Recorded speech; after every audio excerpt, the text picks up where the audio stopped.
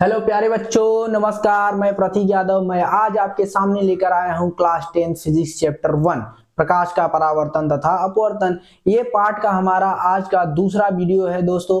आज हम इसमें पढ़ेंगे प्रकाश का परावर्तन और प्रकाश के परावर्तन के नियम पढ़ेंगे कि प्रकाश के परावर्तन के कितने नियम होते हैं, कौन कौन से नियम होते हैं। फिर उसके बाद हम पढ़ेंगे प्रतिबिंब और हमारा प्रतिबिंब कितने प्रकार का होता है ये पढ़ेंगे। तो आज सबसे पहले हम स्टार्ट करने जा रहे हैं प्रकाश का परावर्तन। हेडिंग डाल लेते हैं प्रकाश का परावर्तन। प्रकाश का परावर्तन, प्रकाश का परावर्तन। अब हमें इसमें पढ़ना है, क्या पढ़ना है, पहले इसको डाल लो। Reflection, reflection, reflection of light, LIGHT, light. ये क्या होता है? प्रकाश का परावर्तन क्या होता है बच्चों? जब कोई प्रकाश की किरण किसी चिकनी सतह से टकराती है तो वह उसी माध्यम से वापस लौट जाती है। इसे क्या कहते हैं? प्रकाश का परावर्तन कहते हैं। यानी ध्यान से देखो क्या होता है कि मान लो ये क्या है, कोई चिकनी सतह है और इस पे प्रकाश आता है और आने के बाद जिस माध्यम से आता है उसी माध्यम से वह वापस लौट जाता है। इसे क्या कहते हैं? प्रकाश का परावर्तन कहते हैं। यानी मान लो ये क्या है ये एक मान लो चिकनी सतह है। क्या है? एक ये चिकनी सतह है। ये क्या है? एक चिकनी सतह है। इसे हमने आपतन बिंदु का नाम दिया, आपतन बिंदु। अब ध्यान से देखो बच्चों, हमने कहा कि जब कोई प्रकाश की किरण किसी चिकनी सतह से टकराती है तो वह उसी माध्यम से वापस लौट जाती है। उसे क्या कहा जाता है? प्रकाश का परावर्तन। यानी ये क्या है? ये कोई प्रकाश की किरण आई और आने के बाद यह उसी माध्यम से वापस लौट गई, तो इसे क्या कहा जाता है? प्रकाश का परावर्तन कहा जाता है। ये आने वाली किरण हो गई, ये जाने वाली किरण हो गई, ये जाने वाली किरण हो गई। ये आने वाली किरण का नाम हमारा क्या हो जाएगा बच्चों? आपतित किरण। क्या हो जाएगा? आपतित किरण, यानी आने वाली किरण, आपतित किरण। और हमारा ये क्या हो जाएगा? परावर्तित किरण हो जाएगा। क्या हो जाएगा? परावर्तित, यानी जाने वाला किरण, परावर्तित किरण। ठीक बच्चों, इतना समझ में आया? हमारा प्रकाश का परावर्तन के नियम क्या कहता है कि जब कोई प्रकाश की किरण किसी चिकनी सतह से टकराती है तो वह उसी माध्यम से वापस लौट जाती है। तो हम इसे लिख लेते हैं कि प्रकाश का परावर्तन क्या होता है।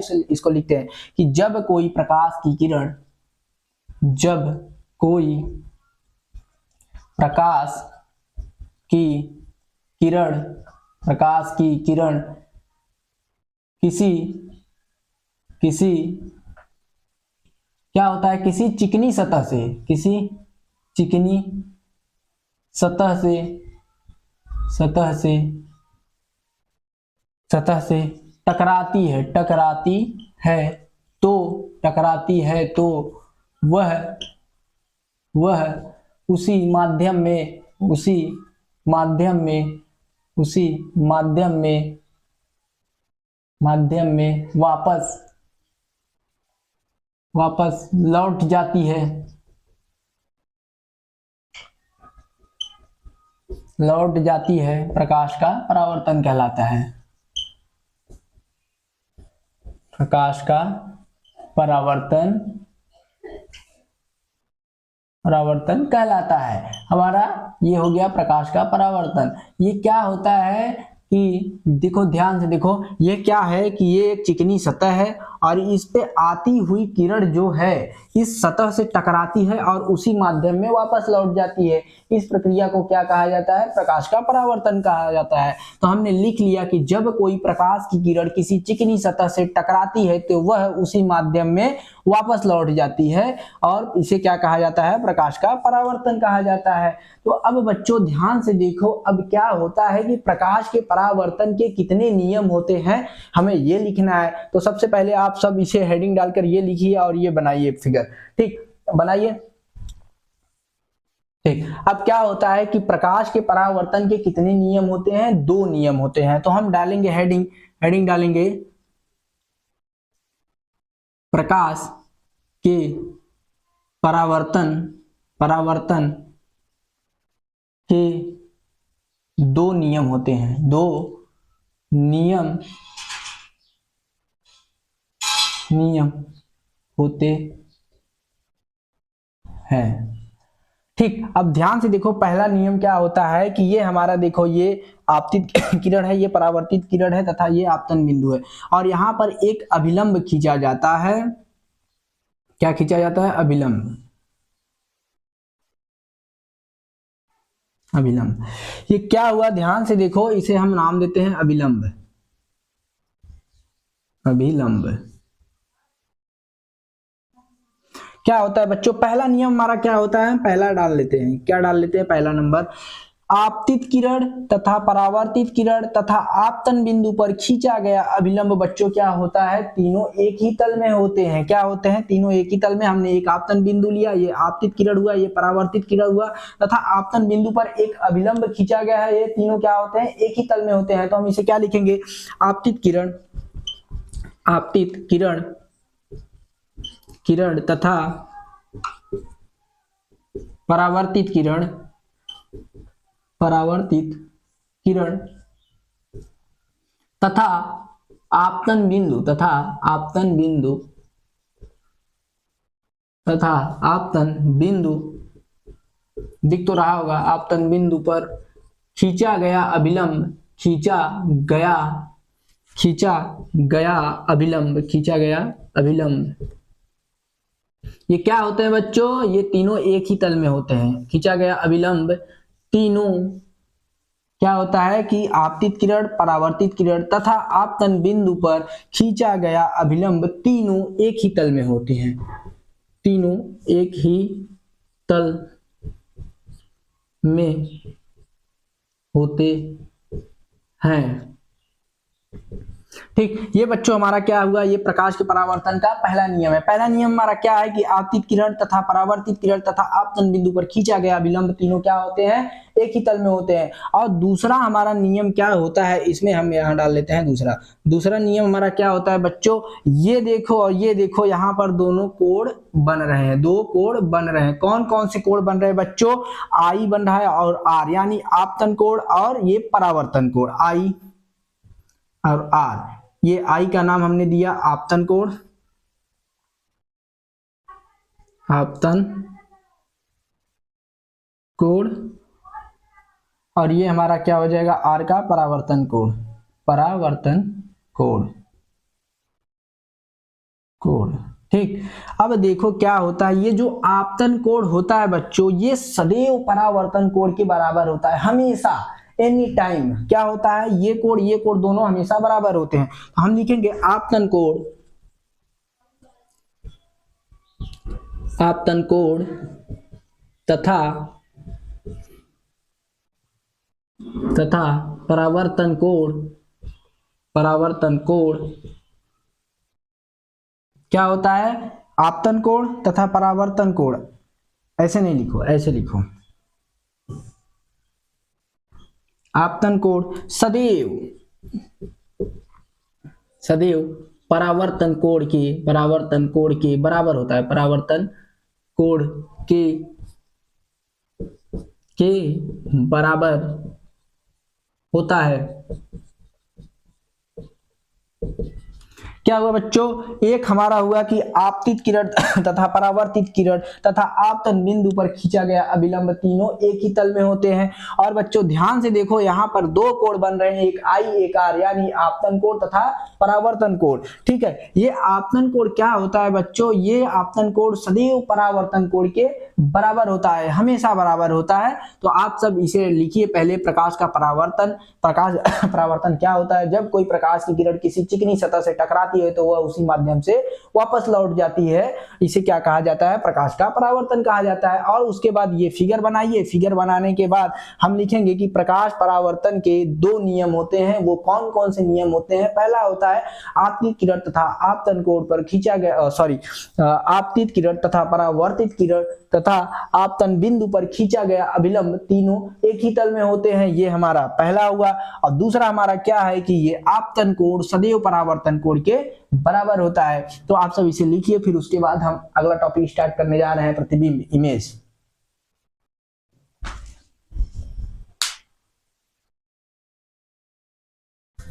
हेलो बच्चों, अब हमारा ये दूसरा टॉपिक स्टार्ट होने जा रहा है। दूसरा टॉपिक है हमारा प्रतिबिंब। प्रतिबिंब क्या होता है और प्रतिबिंब कितने प्रकार के होते हैं तो उसको जानते हैं। प्रतिबिंब हमारा क्या होता है बच्चों, मान लो कोई वस्तु है, कोई भी एक वस्तु, ये क्या है, एक वस्तु है और इसे दर्पण के सामने रखा जाता है और दर्पण में जो आकृति बनती है उसे क्या कहा जाता है, प्रतिबिंब कहा जाता है। हमने एक ये वस्तु लिया हमने ये एक वस्तु लिया, इस वस्तु को हम दर्पण के सामने रखेंगे और दर्पण में जो हमारा इमेज बनेगा, आकृति बनेगा, उसे क्या कहा जाता है, प्रतिबिंब कहा जाता है। ठीक है, और ये प्रतिबिंब कितने प्रकार का होता है तो सबसे पहले हम इसको जानते हैं कि प्रतिबिंब क्या होता है। हमने लिखा है कि मान लो जब किसी वस्तु को दर्पण के सामने रखा जाता है, मान लो ये कोई वस्तु है, ठीक, ये कोई वस्तु है, ये दर्पण है और इसे दर्पण के सामने रखा गया है और जो दर्पण में आकृति बनेगा बच्चों वही क्या होता है, इमेज होता है, यानी प्रतिबिंब होता है। तो हमने लिखा जब किसी वस्तु को दर्पण के सामने रखा जाता है तो उसमें आकृति बनती है, उस आकृति को क्या कहा जाता है, प्रतिबिंब कहा जाता है। और प्रतिबिंब हमारा कितने प्रकार का होता है बच्चों, प्रतिबिंब हमारा दो प्रकार का होता है। वो कौन कौन सा प्रकार है, वो हमारा है कि पहला रियल इमेज यानी वास्तविक प्रतिबिंब और एक हमारा होता है आभासी या काल्पनिक, आभासी या काल्पनिक होता है। ठीक है, इसको हम क्या करते हैं, वर्चुअल इमेज कर देते हैं, वर्चुअल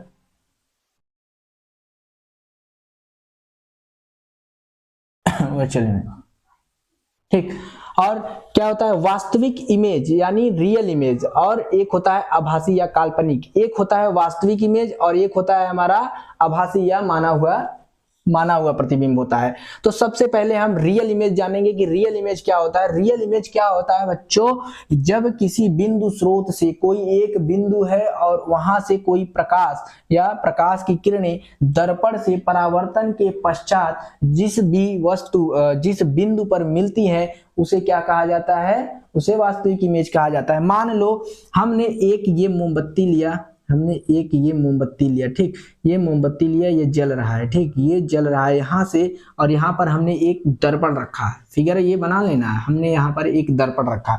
तो बच्चों ध्यान से देखो, ये जो मोमबत्ती जल रही है, जो यहाँ से प्रकाश की किरणें निकलेंगी तो यहाँ पर जाएंगी दर्पण पे, और दर्पण से परावर्तन के पश्चात जिस बिंदु पर मिलती है वहां पर क्या होता है, वहां पर रियल इमेज बनता है। हमने यहाँ पर एक पर्दा लिया, पर्दे, ठीक, यहाँ पर लिख लेना। अब पर्दे पे जो हमारा ये इमेज बनेगा मोमबत्ती का, वही हमारा क्या हो जाएगा, वही हमारा वास्तविक प्रतिबिंब हो जाएगा। हमने क्या किया, ध्यान से देखो, जब किसी बिंदु स्रोत से, ये क्या है, एक बिंदु स्रोत है और यहाँ से किरणें निकलती हैं, निकलने के बाद दर्पण से परावर्तन के पश्चात जिस बिंदु पर हमने ये बिंदु मान लिया, जिस बिंदु पर मिलती हैं उस बिंदु का वास्तविक प्रतिबिंब कहते हैं। इसे पर्दे पे लिया जा सकता है, ये वास्तविक इमेज को क्या किया जाता है, पर्दे पे लिया जा सकता है, और आभासी और काल्पनिक को पर्दे पर नहीं लिया जा सकता। तो हमने क्या कहा, इसे, ये रियल इमेज हमारा क्या होता है बच्चों, हमने एक मोमबत्ती लिया, माने ये कोई बिंदु स्रोत है, ठीक, ये मोमबत्ती लिया, यहां से जो प्रकाश निकल रही है, यहाँ दर्पण रखा है, दर्पण से परावर्तन के पश्चात जिस बिंदु पर मिलती है या वहां जो इस बिंदु पर मिलती है उसे क्या कहा जाता है, वास्तविक प्रतिबिंब कहा जाता है, वास्तविक प्रतिबिंब कहा जाता है। इसे पर्दे पे लिया जा सकता है, इतना नोट करो। फिर उसके बाद हम क्या पढ़ेंगे, आभासी या काल्पनिक प्रतिबिंब, ठीक इसे इतना नोट करो।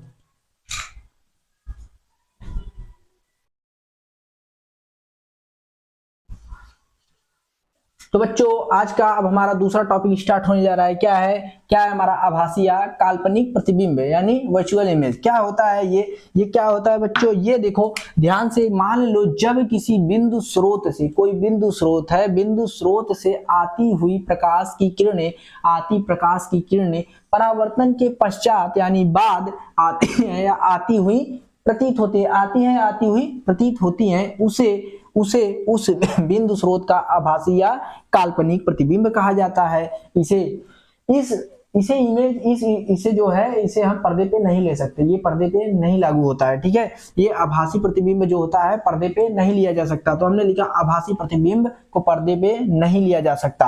आभासी प्रतिबिंब जो होता है बच्चों वस्तु के अपेक्षा सीधा बनता है, एकदम सीधा बनता है। यानी इसे जैसे में समझो क्या होता है, न समझ में आया हो तो जब किसी बिंदु स्रोत से आती हुई प्रकाश की किरणें परावर्तन के पश्चात आती हैं या आती हुई प्रतीत होती हैं, उसे उस बिंदु स्रोत का आभासी या काल्पनिक प्रतिबिंब कहा जाता है। मान लो बच्चे, जैसे हम इसमें क्या लिख सकते हैं कि क्या होता है कि जब हम अपने आप को शीशे के सामने देखते हैं उसे क्या कहा जाता है, आभासी या काल्पनिक प्रतिबिंब कहा जाता है। तो हम यहाँ पर लिख देंगे कि हम अपने आप को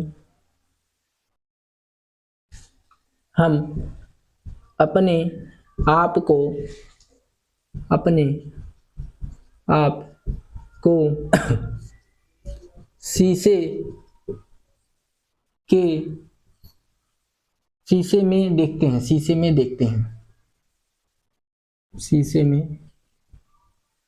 देखते हैं। बच्चों इतना जानो कि जो शीशे में हम देखते हैं खुद को वो हमारा क्या है, आभासी या काल्पनिक प्रतिबिंब है। बस बात खत्म, इतना समझो। क्या होता है कि जब किसी बिंदु स्रोत से आती हुई प्रकाश किरणें परावर्तन के पश्चात आती हुई प्रतीत होते हैं, उसे उस बिंदु स्रोत का क्या कहा जाता है, काल्पनिक या आभासी प्रतिबिंब कहा जाता है, और इसे पर्दे पे नहीं लिया जा सकता है। आभासी प्रतिबिंब जो होता है बच्चों वस्तु की अपेक्षा सीधा बनता है, ठीक है। जैसे क्या होता है कि हम खुद को शीशे में देखते हैं, ये हमारा क्या है, ये हमारा काल्पनिक है, ये काल्पनिक प्रतिबिंब है, ठीक है। ये हमारा था। अब इसको समझो और नोट करो, ठीक। फिर मिलते हैं अगले टॉपिक पे।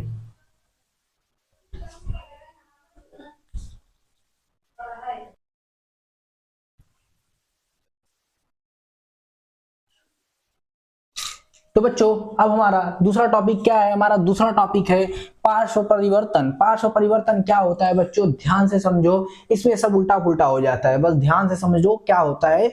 ये कोई वस्तु है, वस्तु का ये दाहिना भाग है, मान लो ये मान लो दाहिना भाग है, ये बायां भाग है। ये क्या होता है, ये समतल दर्पण में क्या होता है कि ये वाला भाग इधर हो जाता है, ये वाला भाग इधर हो जाता है, यानी दाहिना बाएं की तरफ हो जाता है, बाएं वाला दाहिना तरफ हो जाता है। क्या होता है ध्यान से देखो, फिर उसके बाद इसको देखना है, इसको मत देखो अभी। क्या है कि हमने एक कार्ड लिया, मान लो एक कार्ड लिया, ठीक। ये हमने एक कार्ड लिया, फिगर भी बना लेना, हमने एक कार्ड लिया, ठीक। ये कार्ड लिया, अब कार्ड पे हमने मान लो आर लिखा, ठीक, हमने आर लिखा। अब क्या होगा ध्यान से देखो, ये हम यहां पर एक समतल दर्पण बना लेते हैं। क्या बना लेते हैं, समतल दर्पण, ठीक। इसमें क्या होता है दोस्तों, ये मान लो हमारा क्या है, ये हमारा दाहिना भाग है, ये मान लो बायां भाग है। तो ये क्या हो जाएगा, इसमें जो हमारा फिगर बनेगा, इस समतल दर्पण में हमारा जो फिगर बनेगा, ये दाहिना वाला भाग इधर चला जाएगा यानी बाएं में, और बाएं वाला भाग दाहिने में चला आ जाएगा। तो हम यहाँ पर हमारा कैसे बनेगा, हमारा पर ये ऐसे बनेगा, उल्टा बनेगा। तो क्या होता है इसके अकॉर्डिंग समझो, क्या होता है कि ध्यान से देखो, ये हमारा दर्पण है, दर्पण, ये कार्ड है, ठीक, ये कार्ड है। ध्यान से देखो अब क्या होता है, ये जो पार्श्व परिवर्तन होता है इसमें क्या होता है कि इसमें वस्तु का जो दाहिना भाग होता है बच्चों, इसमें वस्तु का जो दाहिना भाग होता है वो समतल दर्पण में बायां भाग हो जाता है, और जो हमारा वस्तु का बायां भाग होता है वो कौन सा भाग हो जाता है, वो दाहिना भाग हो जाता है, उल्टा हो जाता है बस, और इसमें है नहीं कुछ। ये वाला भाग यहाँ है, तो हम जब दर्पण के सामने रखेंगे तो ये वाला भाग इधर दिखेगा, ये वाला भाग इधर दिखेगा, इधर का इधर दिखेगा, यानी दाहिना से बायां, बायां से दाहिना हो जाता है, और इसमें कुछ है नहीं। तो ध्यान से देखो क्या लिखा हमने कि इसमें वस्तु का दाहिना भाग समतल दर्पण में प्रतिबिंब बायां भाग हो जाता है, तथा वस्तु का जो बायां भाग होता है प्रतिबिंब में वो दाहिना भाग दिखाई देता है, यानी इधर का इधर हो जाता है, इधर का इधर हो जाता है, दर्पण में यही उल्टा दिखाई देता है। इसी को पार्श्व परिवर्तन कहा जाता है। तो दोस्तों ये सब नोट करो और ये फिगर भी बना लेना ताकि समझ में आए। तो फिर अगले नेक्स्ट वीडियो में मिलते हैं दर्पण।